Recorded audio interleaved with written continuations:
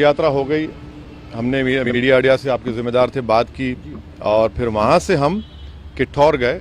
किठौर से हम मेरे ख्याल से हमने 3 बजे से 3:45-3:50 तक हमने वहाँ पर पैदल दौरा किया। फिर हमारे नुमान रोफिल साहब के घर में हम गए, वहाँ पर थोड़ा बहुत लंच का चाय का इंतज़ाम था, करके नमाज़ पढ़े और वहाँ से दिल्ली आने के लिए जब हम इस पिलखुवा के पास जो टोल गेट है वहाँ पर हम पहुँचे, हमारे साथ 4 गाड़ियाँ थी। हमारी गाड़ी के सामने हाजी साहब की टाटा सफारी थी जो पीछे आपके, और हमारी गाड़ी के पीछे और 2 फॉर्च्यूनर थे। तो जैसा हम टोल गेट के करीब गाड़ी स्लो हो जाती है, बैरिकेड होता है, तो एक बड़ी धाम से आवाज़ आई। तो हम बोले क्या हुआ, फिर दूसरी आवाज़ आई। तो हमारे साथ जो गाड़ी में हमारे दोस्त गाड़ी चला रहे थे यामीन खान, बोले भाई हमला हो रहा, हमला हो रहा। तो हमारी गाड़ी से उन्होंने बड़ी क्विक थिंकिंग से इस गाड़ी को पुश किया, ये सफारी को, और वहाँ से निकले। फिर और एक आवाज़ आई, जब निकल रहे थे एक और आवाज़ आई। तो मेरे ख्याल से 3 से 4 राउंड की फायरिंग हुई।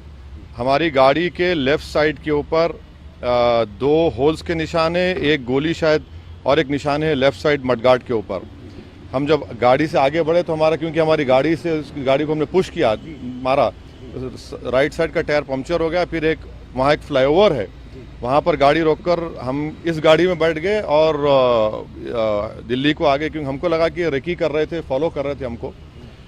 हमारे जब ये हमला हो रहा था, हमारे पीछे जो फॉर्च्यूनर थी जिसमें हमारे एक्स मेयर माजिद थे, उसके ड्राइवर ने एक शूटर पर गाड़ी चलाई, चढ़ा दी एक पर। जो रेड हुडी पहना था, 2 लोग थे, रेड हुडी पहना था, एक वाइट जैकेट। तो जो रेड हुडी पहना हुआ था उसके ऊपर गाड़ी चलाई, उसके पैर पर चलाई, वो गिरा। तो जो वाइट जैकेट पहना था वो उल्टा उन 2 फॉर्च्यूनर पर गोली चलाया।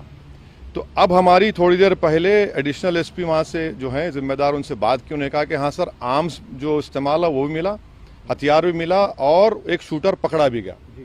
तो हमारी इलेक्शन कमीशन ऑफ इंडिया से ये गुजारिश है कि इसकी इंडिपेंडेंट जांच करवाई जाए, और ये कौन है लोग, किसका दिमाग है इसके पीछे, और आखिर क्यों ये हमला हुआ, किसने ये कॉन्स्पिरेसी की, ये जानना बेहद ज़रूरी है।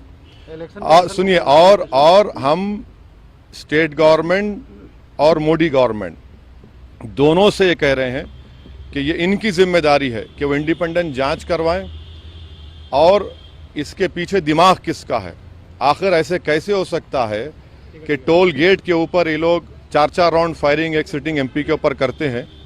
हम तो अल्हम्दुलिल्लाह कुछ नहीं हुआ, हमको खैरियत से हैं, मगर अल्लाह बचाना जब चाहता है तो कोई कुछ नहीं कर सकता। मगर आज ये हुआ है, अभी देखिए हम तो क्या उम्मीद करते हैं कि आपको क्या लगता है कौन हो सकते हैं आखिर? नहीं, मुझे देखिए हमको कई बार लोग धमकी देते हैं, कई बार बहुत सी बातें करते हैं। प्रयागराज में जो धर्म संसद हुआ वहाँ पर भी हम पर काफ़ी गालियाँ दी गई, और फिर आपके हमारे घर पर अभी हम कई मरतबा हमला हुआ। तो अब ये सरकार का काम है कि इंडिपेंडेंट जांच करवाएं और इसका सही तरीके इनको पकड़ा जाए। पार्लियामेंट अभी चल रहा है, पार्लियामेंट में भी ये क्वेश्चन उठाना चाहेंगे आप, बात करना चाहेंगे? जरूर, पार्लियामेंट है, स्पीकर साहब से मिलेंगे, स्पीकर साहब से बात करेंगे। हम इलेक्शन कमीशन को भी लेटर लिख रहे हैं, और सरकार जो स्टेट गवर्नमेंट और सेंट्रल गवर्नमेंट से भी करेंगे। मगर अल्हम्दुलिल्लाह अल्लाह करम में खैरियत से। ये ना सिर्फ कंडेमनेबल है, बल्कि तो सबको सोचना पड़ेगा कि आखिर ये कौन लोग हैं जो इतनी हिम्मत करके गोली भी चला रहे हैं और ये सब हरकतें कर रहे हैं। सर, इलेक्शन से ठीक पहले ये सब क्या दर्शाता है? हाँ, अब नहीं मालूम मुझे।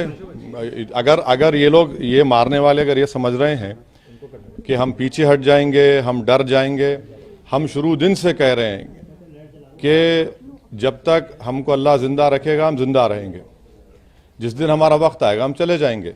मगर इस तरह के बुज़दिली की हरकतों से, इस तरह से गोली चलाने से हमारे ना हौसले और हिम्मत में कमी आएगी, बल्कि इंशाल्लाह और हौसले हिम्मत बढ़ेगी। और हमारा मानना है कि जब अल्लाह बचाना चाहता है, मगर ये कौन ताकतें हैं और कैसे उत्तर प्रदेश में ये इस तरह की हरकत हो रही है, ये तो जनता को भी देखना है।